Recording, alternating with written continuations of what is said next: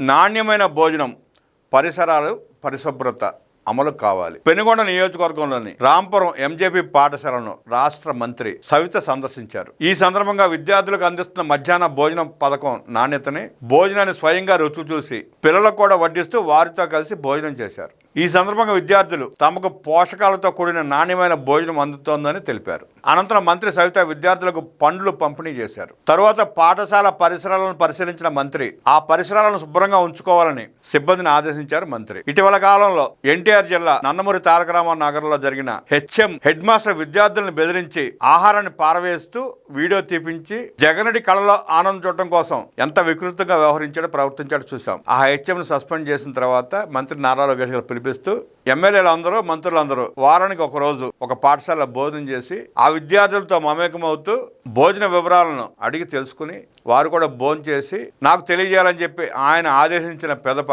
రాష్ట్ర వ్యాప్తంగా ఉన్న ఎమ్మెల్యేలు, మంత్రులు అందరూ వారంలో ఒకరోజు విద్యార్థులతో మమేకమవుతూ ఒక పాఠశాలకు వెళ్ళి ఆ పరిసరాలను గమనిస్తూ సిబ్బందిని ఆదేశిస్తూ వస్తున్న పరిస్థితి మనం చూస్తున్నాం. నాయకుడు పిలిపిస్తే స్పందిస్తే వ్యవస్థలో పనితీరు ఎంత చక్కగా ఉంటాయో నారా లోకేష్ గారు విద్యాశాఖ చేపట్టిన తర్వాత ఆయన చేస్తున్న అభివృద్ధి కార్యక్రమాలు, చేస్తున్న సంక్షేమ కార్యక్రమాలు, ఆ విద్యార్థుల పట్ల ఆయన చూపిస్తున్న ప్రేమ, అభిమానం విద్యార్థుల భవిష్యత్తుకి మంచి పునాది పడుతోంది అనడంలో ఎలాంటి సందేహం లేదు.